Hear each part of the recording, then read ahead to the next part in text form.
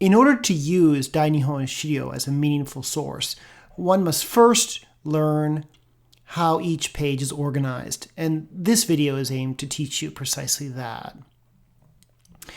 This is a typical page in one of the volumes of this enormous collection of historical sources that spans over 400 volumes.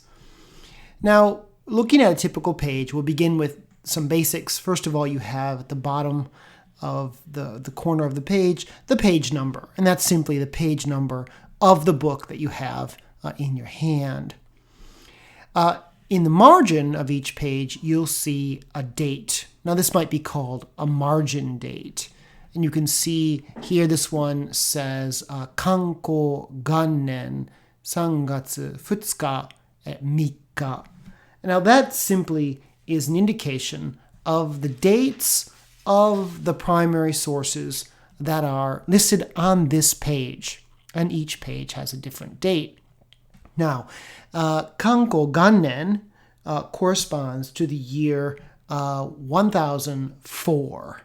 So we have the year 1004, 3月2日, and 3日. And you can see that bears out each of the documents on here is either from the second day or the third day. Next, we come to these entries that are on the tops of the pages. These, quite critically, are not primary sources. These were entered by editors, by the compilers of this huge compilation to provide a sort of index. If you're quite good at reading this, you can sort of skim these entries to see what's kind of happening on each page. Now, on each page, there's also a much more detailed and important sort of editorial commentary. And those come in the form of what are called kōbun. And you can see there are 3 kōbun on this page. Kōbun stand out because the text, the font, is a bit more bold and a bit more bigger than the other text. These, again, critically, were entered by editors, by compilers, to give you a sense for what's happening. Now, this kōbun for Futsuka Togu on Yumi is an indication of what's happening in here. It's sort of an abbreviation of what's happening in the document that follows. Same thing is true with this one. It indicates what's happening here, while this one indicates what's happening here and here and here, and so on. Next, we come to the titles of the primary sources. Now, again, Dainihon-shiryō is composed of tens of thousands of primary sources that have been brought together, and their parts have been assembled in chronological order. But each entry has a title. It comes from a source with a title, and you can see this one is called Gonki, and this is also Gonki, Nihon Kiryaku, Mido Kanpaku Ki, Gonki, and so on and so forth. And so we have an entry for the third month, second day. This is the kōbun. This is the title of the document. Okay, and you can look up these titles and find the authors. You can also find what kind of source it is, whether it's a diary or a temple record or family record or command or any number of other kinds of sources. Finally, we come to what can be considered the most important part of the page, of the document. And these are the direct quotes from primary sources, actually pulled directly out from these primary sources and placed on the page in chronological order for us to look at. And you can see those here. So just to review, we've got the margin date, we've got the month referenced here, we've got this kobun, which is again sort of an editorial commentary. We've got the name of the text here, and then we can begin to read that original source. Sangatsu futsuka, sexagenarian cycle. And then he tells you, he says, today I went to the Eastern Temple to engage in archery, blah, blah, blah. Here, we've got another kobun that tells you what he does. And then the name of the text, and then we can actually read the source. Sangatsu futsuka, sexagenarian cycle, I went to the palace, blah, blah, blah, blah, blah.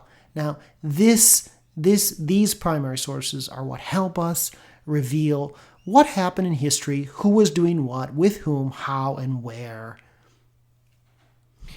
Now, going to a different page, we can see a few things that are quite interesting and problems that any reader will confront. First of all, we've got a different date here. We've got Bunryaku Gannen, which corresponds to the year 1234. So Bunryaku Gannen, 2月8日, and then 13 nichi. Now, we've got 8日, the 8th day, and the 13th day. And you can see that bears out here, and then the next entry is the 13th. Why is there no 9, 10, 11, and 12? Why were those skipped? Well, there's a clue in the documents itself. You can see in this kobun, what does it say? 8日, Kyoto, ojishin. There was a massive earthquake in Kyoto on this day. So we might assume that during the 9th, 10th, 11th, and 12th, either people weren't in a position to be writing anything, or if they were, those documents were perhaps being lost or burned. Now, we come to this document. We find something very interesting here. This is Kodai Ryaku, that's the document title. And then we have mentioned here Shijo Tenno, the Shijo Emperor. And then here we have the actual quote from the primary source. And it says, it's very simple. It says, Tenpuku 2年2月8日 ojishin. Very simple, straightforward. On this day, there was a massive earthquake. But there's a problem. This says Tenpuku 2年2月, right? Up here, we've got Bunryaku Gannen 2月. This says Bunryaku. This says Tenpuku. How can that be? Well, the answer is quite simple, and that is they are the same year, because 1234 was one of those years, like many in Japanese history, where the Nengo changed in the middle of the year. And people make mistakes, so this author, obviously, just didn't make note of the fact that the Nengo had changed and still thought it was the Tenpuku era for some reason. But this is a direct quote from his diary, so they couldn't change it.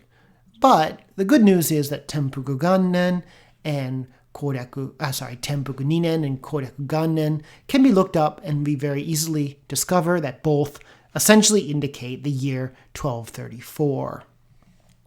Now, it's not terribly difficult to figure out, but that is one of those things that you will confront while you go through these, and you have to be ready to handle. So, those are the elements of a typical page in Dainihon-shiryō.